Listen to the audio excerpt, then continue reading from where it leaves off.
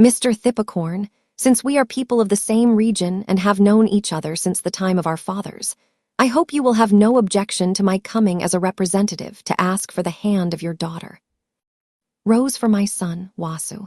I have already explained this clearly to Mr. Wasupon. This matter must depend on my daughter's decision. Does that mean you're going to refuse? Yes, if that is Rose's wish, I will not oppose it. But the fact is that my daughter and your son have not yet met or had the opportunity to learn anything about each other. To tie today's young people to a promise made by their parents in our generation, I think that is an exaggeration. Thippacorn responded to the visitor, Wasupon, with firmness in his decision. As the owner of the Chomshan Flower Farm and as the father of his only beloved daughter, Tipafa, he would not give in easily. It was true that the two families had maintained a close friendship since the time of their parents, who pioneered and brought progress to that region. But giving his daughter to Wasupon's son was something Thippacorn was completely opposed to. I don't think we should fall out or create animosity in our old age over a broken promise, Mr. Thippacorn. Wasu has a bright future and a steady job, and I have only one son who will take over the tea farm business, Nabanan. Our farms are neighboring, and it is only fitting that our children come together as one solid family. Sorry, Mr. Wasupon, but no matter how many times you come to negotiate about this, my answer will not change. As long as he was still alive and breathing, Thippacorn swore to do everything he could to protect his daughter. He would never allow Amornjinda to end up alongside Mahit Thanakorn. So, Dad, did that old man give in and agree to give Rose to me today? That Thip is so stubborn that he'll probably never hand his daughter over to you so easily. He doesn't want to sell the land, he doesn't want to hand over his daughter. How long will that old man keep this up? Or is he trying to dodge the deal and not keep it? Wasu swore in a harsh voice, clearly angry at not getting what he wanted. As the only son of Wasupon, the owner of the Nabanan tea estate, he was the heir to everything: properties, businesses, and the hidden enterprises that the Mahit Thanakorn family maintained under the guise of local benefactors. Those few dozen acres of his land are getting in the way of our plans. If we can't use the land as a passage, things will get even more complicated in the future. Leave it to me, Dad. That worthless, insignificant old flower farm. Owner, I'll teach him to stop being stubborn. Do you have a plan yet, Wasu? Do whatever you want, but don't bring trouble to me. Trust me, Father, I have a way to get the land you want for ourselves, and I'll also take his daughter as my wife. One shot, two targets, land and wife, it's a great deal. Mrs. Din, excuse me. Intre. There is a visitor to see you, Madam Din. Who would come to see me at this hour? It's Lord Thippacorn. Mr. Thip, tell him to wait in the living room. I'll be right there. Kasama gave the order to her trusted assistant, who worked with her at Seenrak Farm, before looking away and putting down the financial documents she was reviewing. The fresh-faced woman paused her computer screen and rose gracefully. Heading for the living room, she was confused and could not fathom the reason for Thippacorn's unexpected visit, especially so late and without prior notice or phone call. Good evening, Mr. Thip. Sorry for showing up so late. Do you have something urgent to attend to? Din, I'm worried. It must be something related to the Nabanan tea farm. From what she knew of Mr. Thippacorn, there were few things that made him so worried. One of them was the Mahit Thanakorn family, the owners of the tea estate that occupied nearly 100 acres of land. They were known for abusing their power, acting above the law, and for the many dirty stories she had heard over the years. Yes, today Wasupon came to me again to talk about Rose. He tried to negotiate, but I refused as always. If Mr. Thip continues his steadfastness, they will eventually give up and lose interest. But this time, I don't think they will back down easily. I know Wasupon has his eye on my land because it is valuable to his business. And Wasupon, in turn, wants to win my daughter just as he has done with so many other women. He hurts them emotionally and then discards them. I don't want Rose to suffer the same fate. Din, can you promise me something? What does Mr. Thip want me to promise? Kasama snapped out of his thoughts, which he had lost himself in upon hearing Mr. Thippacorn about the problems she was facing. She knew she could not say with full confidence that the Seenrak farm was completely immune to these problems. The lands of the three farms were interconnected, starting with the Nabanan tea farm of the Mahit Thanakorn family, which owned the largest area, followed by the Chomchan flower farm of the Amornjinda family, and finally the Seenrak farm of the Watanwanish family, which was also a large property connected to the Chomchan farm. The three farms had close relations since the time of their grandparents. Wasu, who was the same age as Kasama and an old friend of hers, and Rose, whom she had known when they were younger, were also part of this story. But so much time had passed that Kasama could barely remember them. After Mr. Thippakorn decided to send Rose to study abroad and she began living there, news about the young girl came only through conversations with adults. And since Mr. Thippakorn used to visit his daughter instead of bringing her back, direct contact was lost. Even if they met now, they probably wouldn't recognize each other. If something ever happens to me, Din, please protect Rose. Señor Thip, besides your father, Cassadit, I don't trust anyone else but you now. Don't say that, Mr. Thip. I would never let something terrible happen to anyone again. You are the one who should protect and care for Rose. Nothing in this world is eternal or certain. Maz. Din, don't abandon Rose. How could he trust the most important thing in his life to someone who had never managed to protect what was precious in his own life? Mr. Thippakorn, don't you think you are trusting the wrong person? Ah, Mrs. Din, where are you going? Do you want me to drive for you? No need, Kiyu. I'll drive myself. It's late. Are you going alone? Kasama did not respond to the question posed by her assistant, who questioned her in surprise. She had been in a hurry ever since she had parted ways with Thippakorn less than 10 minutes ago. He had taken his leave after finishing discussing an important matter, leaving her alone to ponder everything, even though she was still confused. But his words stayed in her mind, causing her to feel uneasy. That was why Kasama decided to drive after him, leaving Seenrak Farm. What was that noise? Was it an accident? With a tense face, Kasama pressed down on the accelerator to increase speed. She had heard the sound of a sudden brake followed by a loud impact as she drove on the road connecting Seenrak Farm to Chomchan Flower Farm. Soon, she spotted a car that looked familiar, the same one. That had left the farm just a few minutes earlier. Mr. Thippakorn's car had been involved in an accident, overturning before colliding with a large tree on the side of the road. The driver died at the scene, while Mr. Thippakorn was seriously injured, breathing poorly and on the verge of losing consciousness. There were cuts on his face and body from the flying glass, and fresh blood was pouring from his head, which had been hit hard. Quickly assessing him, Kasama realized that he was in critical condition and needed to be rushed to hospital to save his life. Mr. Thip, you're going to be fine. Her voice was shaking with tension, and she could barely breathe. With trembling fingers, Kasama called the hospital to request an ambulance as soon as possible. Then she would also have to notify the police so they could collect evidence from the scene, as she suspected that this was not just an accident. It seemed to be a deliberate act by someone who sought to benefit from eliminating Thippakorn. Din. Don't say anything now. Please hold on, Mr. Thip. The ambulance is on its way. Rose. Don't worry, Mr. Thip. I won't abandon Rose, I promise. I promise to protect you with all my strength. Rose, stop for a bit and come eat. How about it? Just this last bouquet, just a moment, Aunt Laura. The owner of the pretty face smiled in a pleading tone at Aunt Laura, who insisted that she put down the bouquet of flowers she was arranging. With such care and dedication, Rose wanted it to be perfect, worthy of the trust that customers placed in the small flower shop. Although it was just a small shop compared to other larger ones in the city, the attention to detail and care that went into each bouquet, meticulously.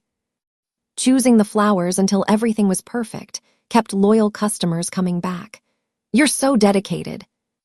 I don't know if I have a bonus to pay you. I don't want a bonus, Aunt Laura. You already take such good care of me. Speaking like that, Rose will have to stay with me here for a long time. I don't care. I won't let your father steal my niece back. Tiphafa looked at Aunt Laura, who was her mother's older sister. Since her mother passed away a few years ago, Aunt Laura had become both an aunt and a second mother to her. As for her father, who had just been mentioned, he continued to help her financially and visit her frequently in the United States. Rose's father was Thipakorn, the owner of Chomchen Flower Farm, a medium-sized farm located in northern Thailand, in the Chiang Rai province. This was where the entire family lived together before she and her mother moved to the United States so that Rose could continue her education and her mother could take care of her. In fact, part of the reason she had loved beautiful flowers since she was little was because of the farm, which had a wide variety of flowers for her to admire. Even though she was away from home to study and build a future, Tiphafa always missed Chomchen Farm. She hoped that her father would let her come home soon. When I go back to Thailand, I will definitely visit Aunt Laura. I won't live there forever. And your father has already allowed you to return. He promised he'll let me come back next year. Last year when you graduated. I heard Thip say that too. Rose, with her pretty face, just smiled slightly, not knowing how to justify her father's words, since what Aunt Laura said was true. Initially, she had also hoped to return to Thailand once she finished her master's degree. But instead, her father asked her to stay and help Aunt Laura for almost another year. He often gave her hope that after resolve something important that he said was not finished, she could come back. I'm sure my father has a reason he can't tell me. In the past, because she was very young, she didn't have much knowledge about adult problems. Furthermore, her father rarely talked about his own problems with her. However, despite the distance, she always loved and respected her father. Rose wanted to go back home to spend time with him, and also because she missed the flower farm. She wondered how beautiful the farm would be now, if it would have grown even bigger, and if it would be even more stunning than before. Crash. Oh my God, I just made a small mention. You didn't need to get so upset. It's okay, Aunt Laura, I'll clean it myself. Tiphafa volunteered to help Aunt Laura, who accidentally knocked over her father's picture frame that was on the corner of her desk, breaking it. Then she went straight to collect the broken glass from the picture frame to throw it away, making sure no one would step on it and get hurt. Ay. Rose, are you okay, honey? You're bleeding. Don't worry, it's just a superficial cut. It was my fault I was careless. I'll get the first aid kit. Who's calling now? Her face filled with beauty, she looked towards Aunt Laura, who was already running to get the first aid kit. Even though she wanted to ask her to stop, she knew it would be useless at that moment. Then, the ringing of the phone ended up diverting her attention from the chaos in front of her. Tiphafa abandoned his task of picking up the pieces and answered a call from a familiar number. Hello, Miss Rose, something terrible has happened. Modding, what happened at home? Please stay calm, it's just that. Fail Logo, your father. He had a serious car accident. The vehicle overturned and at this moment he is in the ICU. Miss Rose, are you listening to me? Can you hear me? Between the picture frame of his father, which was next to him in the photo and now shattered into countless shards scattered across the floor, and the heart that had just received devastating news from the other side of the world. Which of the two would have been more shattered? When will my father wake up? Your father's case involved severe brain trauma due to the accident. The doctor had to perform surgery to drain the blood and reduce the swelling in the brain, reducing intracranial pressure.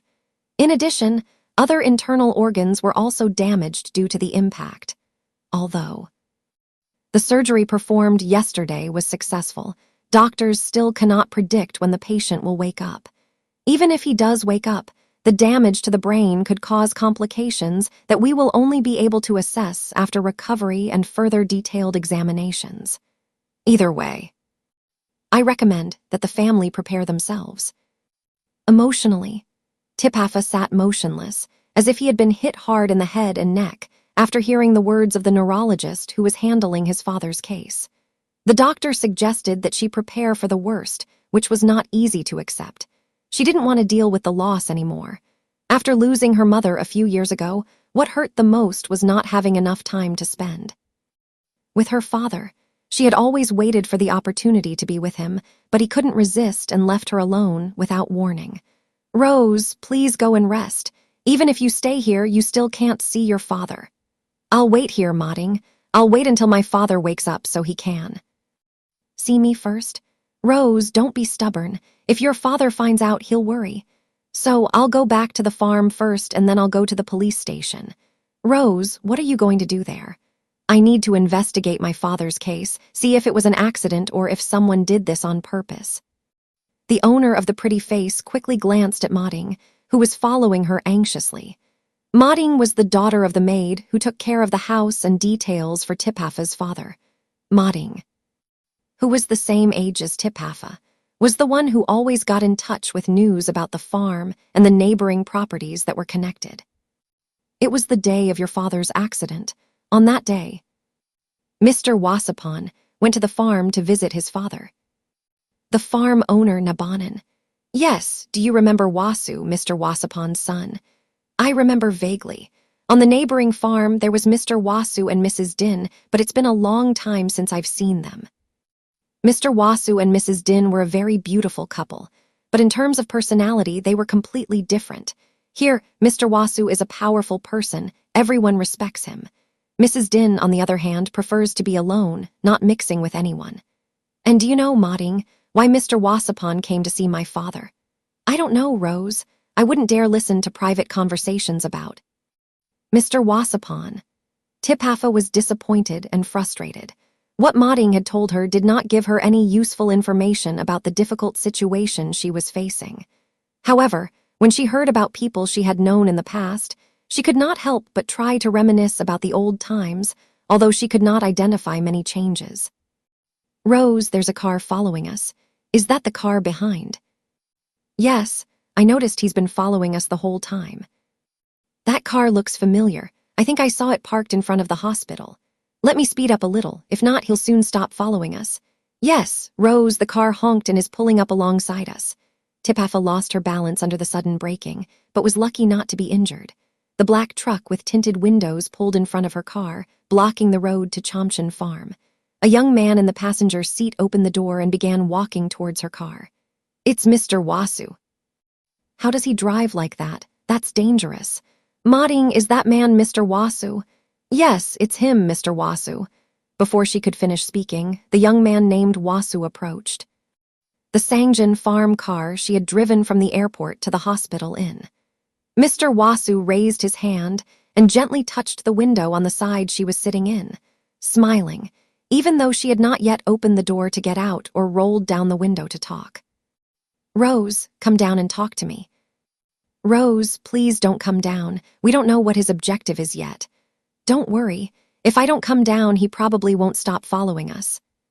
Tiphafa made the decision with the same determination as her father, Mr. Tippicorn. She then slowly opened the car door and got out, coming face to face with the young man who was not much taller than her.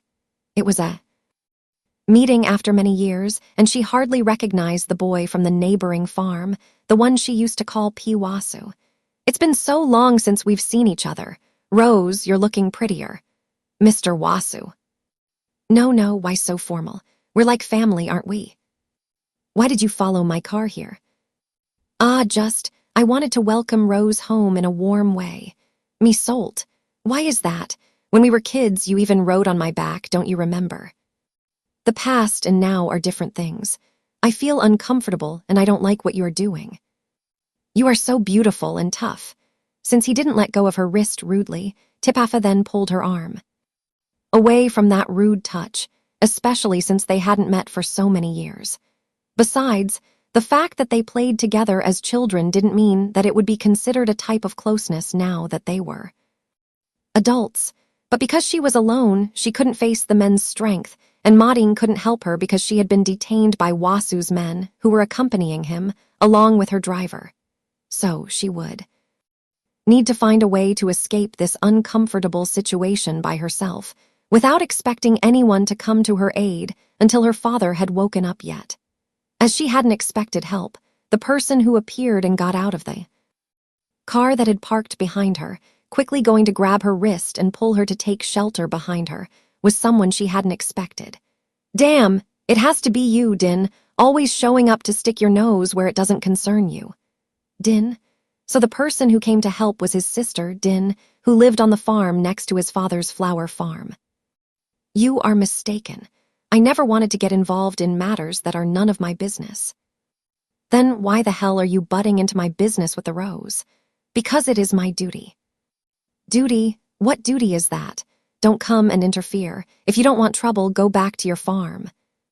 Tiphafa's eyes widened in surprise, as she had not imagined that someone would dare to act in such a defiant manner against the law in the middle of the day without fear of committing a crime, just as Wasu raised a pistol and pointed it at the person who was helping her, with several other pistols in the hands of her henchmen.